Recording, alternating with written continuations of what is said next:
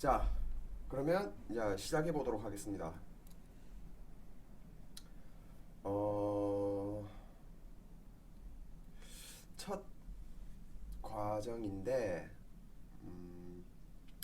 뭐잘 듣고 따라와 주셨으면 좋겠고, 어, 자, 챕터 1, 부식과 방식에 대해서 알아보겠습니다. 자, 첫 번째, 부식이란 무엇인가? 부식이란 무엇인가? 그리고 두 번째, 부식이 일어날 수 있는 요인, 부식의 요인에 대해서 한번 알아보고, 부식의 종류를 알아보고, 그리고 방식, 어떻게 하면 부식을 막을 수 있는지 한번 알아보도록 하겠습니다.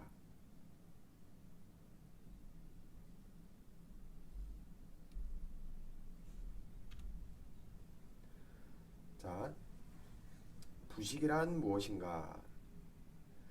금속과 금속 환경의 화학적 또는 전기화학적 반응으로 금속과 그 특성이 저하되는 것. 어떤 물질이 주변의 환경과 반응하여 그 물질의 열화 또는 파괴되는 현상. 제가 이전 영상에서 그 말씀드린 게 있는데 여기는 무조건 주관식 시험이에요. 문제가 What is corrosion? 이라고 나올 수도 있어요. 그러면 이 단어를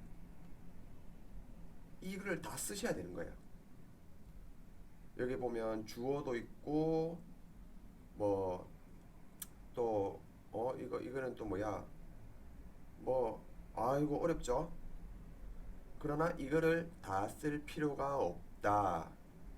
여기서 가장 중요한 거는 금속과 금속 환경의 화학적 또는 전기화학적 반응으로 금속과 그 특성이 저하되는 것. 어떠한 물질이 주변의 환경과 반응하여 그 물질의 열화 또는 파괴되는 현상. 이 두 개가 가장 중요한 단어예요. 이것을 다 쓰진 않아도 열화, deterioration, 그리고 파괴, breakdown, 그리고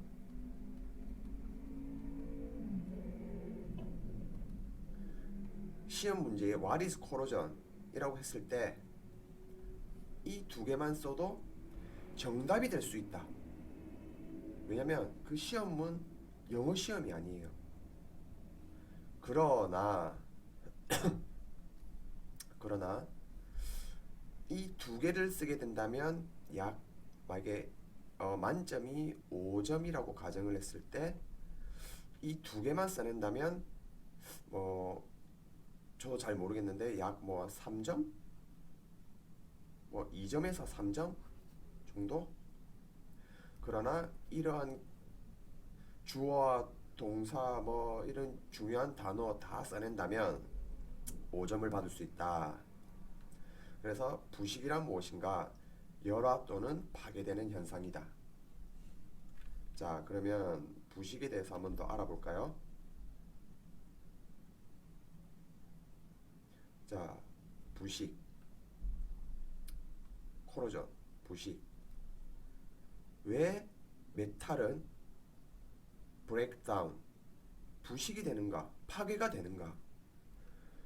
부식이란 물질들이 더 낮은 에너지 상태로 가려는 경향 때문에 생기는 자연 현상이다 라는 걸 알아두시고, 자연 현상, 자연 상태의 금속이 가장 안정된 상태이다. 철광석 있죠? 자철광, 철광석, 이게 가장 안정된 금속이다. 다음에 일단 자세하게 설명을 드릴게요. 모든 금속은 안전적인 상태를 위해 전자를 잃어버리고 안정한 화합물, 러스트가 되려는 경향이 있다. 러스트, 녹. 우리가 흔히 보는 녹이 철에서는 가장 안정적인 상태입니다. 이것도 뭐 나중에 뒤에서 일단 자세하게 설명을 드릴게요. 자, 부식이 일어날 수 있는 요건. 자, 시험 문제 나오겠죠? 부식이 일어날 수 있는 요건은 무엇인가? 세 가지 요소. 메탈, 당연히 금속이 있어야 되겠죠. 녹이 나려면 금속이 있어야 되겠죠. 그리고 옥시전, 산소, 그리고 일렉트로라이트, 전해질. 만약에 문제가 세 가지를 적어라 했을 때 이거 세 개만 적으면 정답이 되겠습니다. 만약에 이 세 가지 중에 한 가지라도 없다면 부식은 일어나지 않는다. 자, 부식의 순환 과정에 대해서 한번 알아보겠습니다.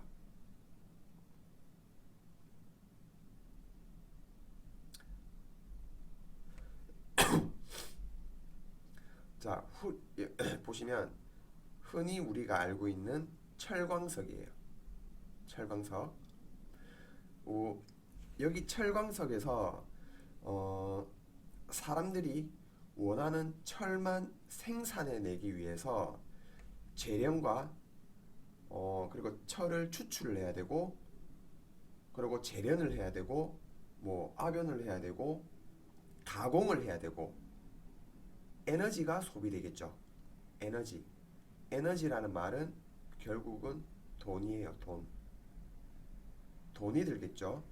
그러면 우리가 원하는 메탈을 얻을 수가 있습니다. 이런 메탈을 얻을 수가 있죠. 그런데 이 메탈에 산소와 전해질이 접촉을 하게 되면 아까 전에 나왔죠? 부식이 일어날 수 있는 요인, 메탈, 옥시전, 일렉트로라이트. 세 개가 모이니까 부식이 일어나네.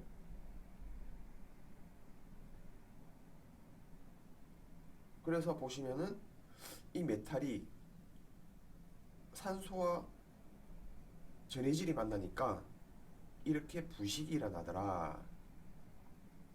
그러면 이 부식은 자연스레 땅으로 흐르고 뭐 축적이 되어서 다시 자연적인 광물로 돌아가게 되고, 그러면 우리 사람들은 또다시 에너지를 공급해서 다시 철로 만들고, 다시 이런 순환이 반복이 되게 되면 돈이 너무 많이 들어가요. 그래서 이 연결고리 중에서 메탈에서 이 연결고리를 차단을 하게 되면 우리가 철을 아주 오랫동안 사용을 할 수가 있게 되는 거죠. 돈도 절약이 되고. 그래서 나중에 배울 방식에 배울 건데, 방식은 지금 이 부위를 말하는 거예요. 이 철이 부식이 되지 않기 위해 방어하는, 그래서 철을 오랫동안 사용을 할 수 있게끔 하는 방식. 자, 그러면 철이 부식이 되는 메커니즘을 한번 자, 부식의 메커니즘을 한번 살펴보도록 하겠습니다. 일단 철이 전해질 산소와 물 만나게 되면 두 개의 전자를 내어놓고 철 이온이 됩니다. 이게 기본적인 화학 반응이에요. 그러면 이 또 두 개의 전자는 산소와 물을 만나서 수산화 이온을 만들게 돼요. 그러면 이 수산화 이온과 철 이온이 만나서 철 이온과 수산 이온이 만나서 수소나 제1철을 이런 생성물을 만들게 되고, 이 수소나 제1철은 또다시 산소를 만나서 가수분해를 하게 되면 Fe2O3H2O 수소나 제2철, 흔히 우리가 아는 러스트, 녹이 만들어지게 됩니다. 이 H2O 물은 증발이 되어서 날아가면 수소나 제2철은 Fe2O3가 되는 거죠. 그리고 여기서 또다시 산소를 만나게 되면 수산화 제3철 Fe3O4H2O가 되는데, 물은 증발이 돼서 날아가니 Fe3O4 수산화 제3철. 근데 수산화 제3철까지는 아실 필요는 없고, 만약에 녹이라고 한다면 수산화 제2철이라고 생각을 하시면 되겠습니다. 자, 정리를 해보면 양극에서 철에서 두 개의 전자를 방출, 철 이온이 된다. Fe2 플러스 철 이온이 된다. 여기 나간 전자는 물하고 산소하고 반응을 해서 수산화 이온을 만드는데, 이 수산화 이온은 철 이온과 반응을 하여 수산화 제1철을 만든다. 이 수산화 제1철은 불안정하여 물속에 녹아있는 산소와 반응하여 안정한 화합물인 수산화 제2철이 만들어진다. 이게 부식의 메커니즘입니다. 자, 그러면 이렇게 부식의 메커니즘을 알았으니 이 부식이 일어날 수 있는 요인들을 한번 살펴보도록 하겠습니다.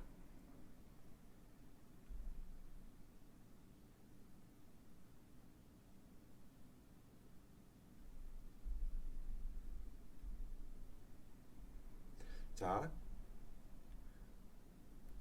아이고.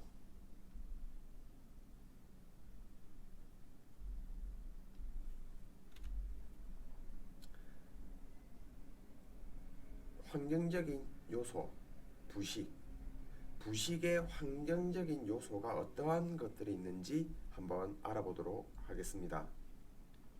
자, 1번 Relative Humidity, 상대 습도.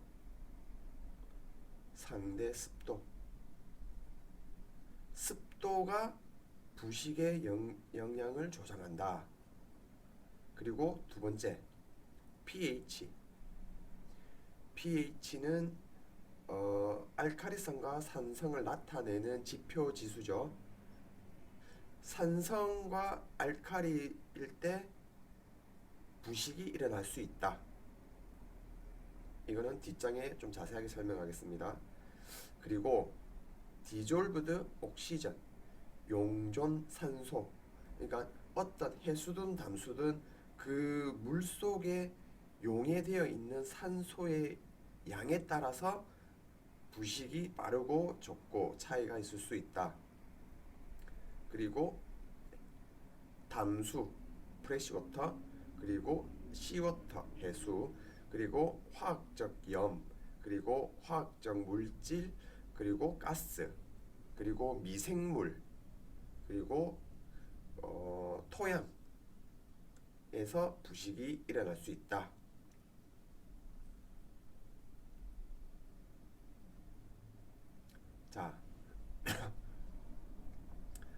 자, relative humidity, 상대 습도. 상대 습도란 무엇인가? 공기의 건조하고 습한 정도를 백분율로 나타낸 거예요. 이것을 구하는 공식이 뭐냐면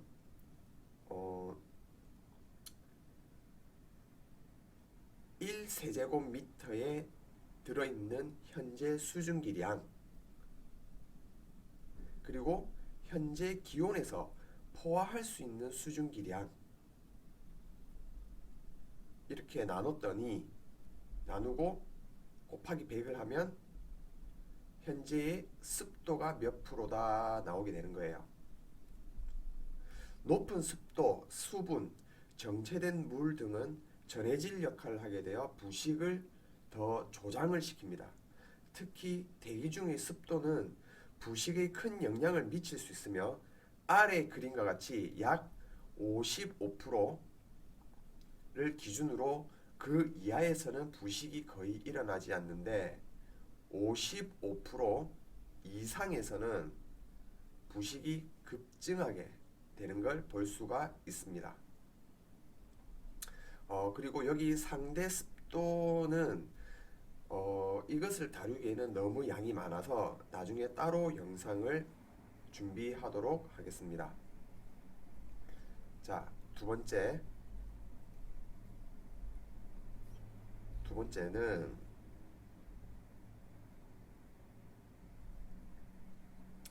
pH, 산성이나 알칼리성의 정도를 나타내는 수치를 말하게 됩니다.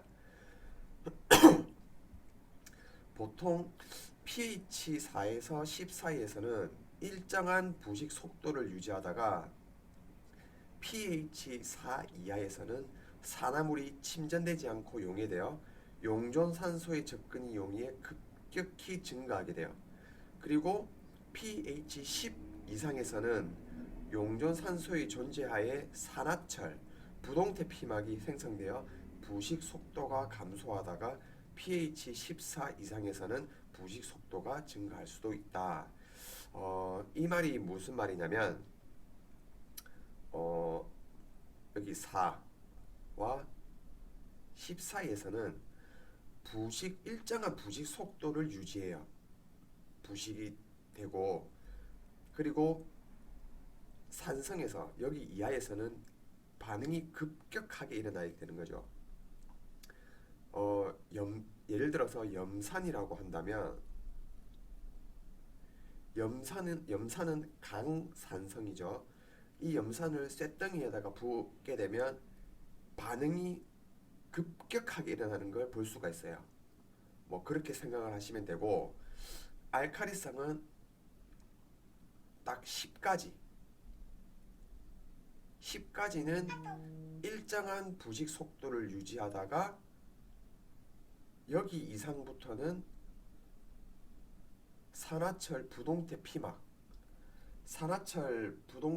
피막이라는 것은 메탈 위에 아주 얇은 산화철인데 이 두께는 머리카락의 두께보다 얇습니다.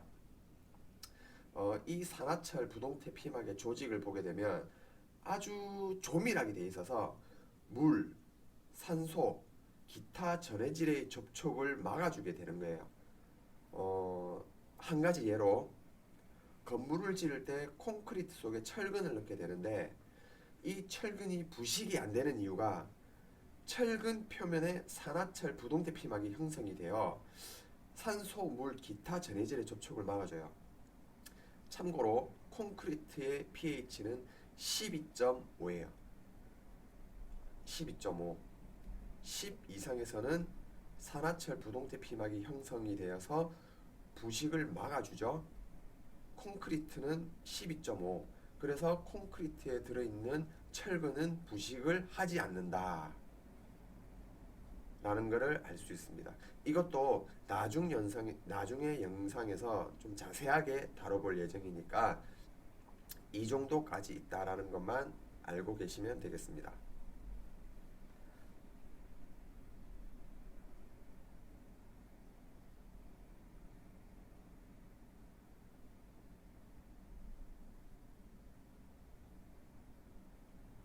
자, 디졸브드 옥시전 그리고 온도 템퍼러처.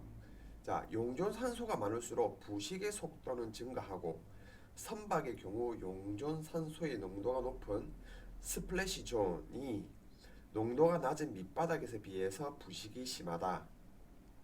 자, 스플래시 존이라는 것은 용존산소가 가장 많이 함유되어 있는 곳이에요. 즉 해수면에서 약 5m, 4m 뭐 이 내외, 이게 환경마다 틀릴 수가 있기 때문에 정확하게 몇 미터다 말할 수는 할 수가 없어요.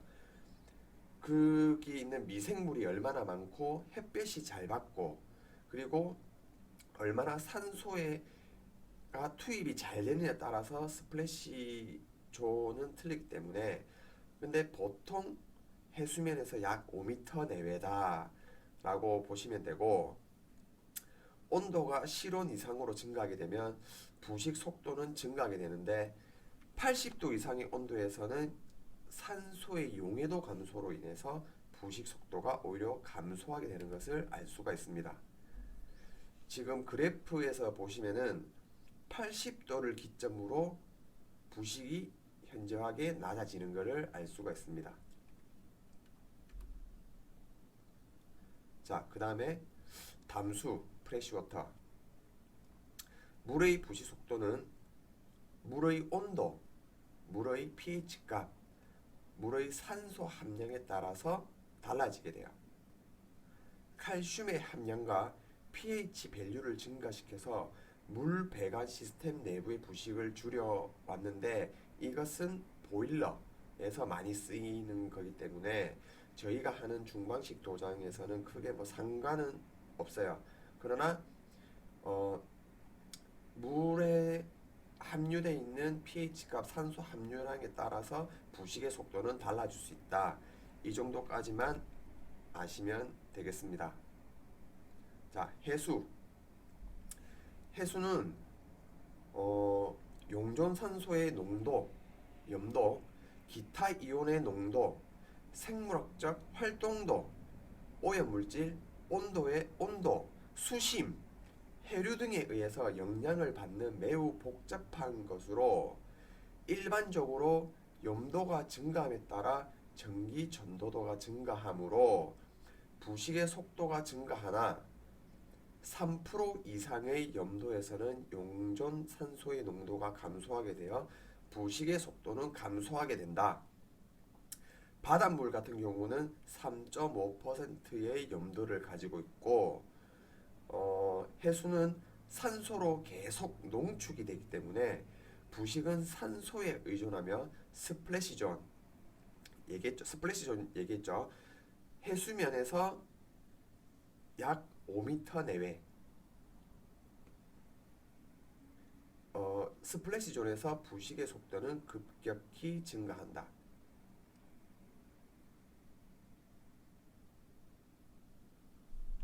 자, 다음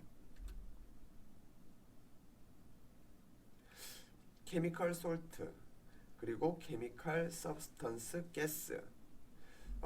이것은 저희 중방식 도장에서는 많이 다루진 않는데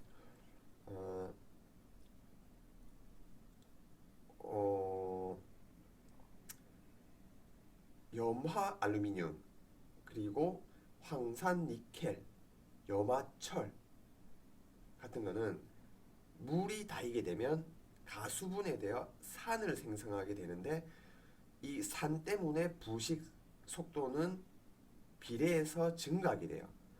산의 농도가 찐하게 된다면 부식 속도는 빠르고, 산의 농도가 약하다면은 뭐 부식의 속도는 일정한 속도를 유지하게 되고, 뭐 이 정도만 아시면 되겠습니다. 그리고 생물학적 유기물, 미생물 부식이라고, 미생물의 대사작용이 직간접적으로 작용하여 금속의 부식을 시키는 것으로 본질적으로는 전기화학작용이라고 한다. 생물화학 반응이 아노드 반응, 캐소드 반응을 촉진시킨다. 저희 그 부식의 메커니즘에서 아노드의 반응, 캐소드의 반응을 배웠는데, 생물화학 반응이 이러한 반응을 더 촉진을 시켜서 부식을 좀 더 빨리 부식이 되게 조장을 시킨다 라는 거고요. 대사 생성물이 금속 표면의 보호 피막을 열화시키고 균이나 가루가 금속 표면에 부착하여 산소나 이온의 전담 정지를 형성시킨다. 이런 미생물들이 부식이 일어나는 것을 좀 더 빨리 부식이 되게 촉진시키는 역할을 한다. 뭐 그 정도만 아시면 되겠습니다. 자, 토양에서의 부식 속도는 토양의 습도, 염분, 미생물, 산소 함량에 따라 달라지게 됩니다. 토양의 부식을 줄이기 위해서는 매몰 구조물 주변에 토양이 잘 배출이 돼야 되고, 부식률은 금속의 종류, 부식의 환경, 온도, 다른 금속과 접촉 및 코팅의 두께에 따라 달라질 수도 있다. 자, 이렇게 8가지의 부식의 요인들을 살펴보았습니다. 이러한 내용들은 하나하나 너무 많은 내용들을 설명을 해야 되기 때문에 제가 다음 기회에 자세하게 심화 과정으로 다룰 예정입니다. 이렇게 부식의 요인들을 살펴보았고, 다음 시간에는 부식의 종류에 대해서 알아보겠습니다. 이번 영상 시청해 주셔서 감사합니다. 감사합니다.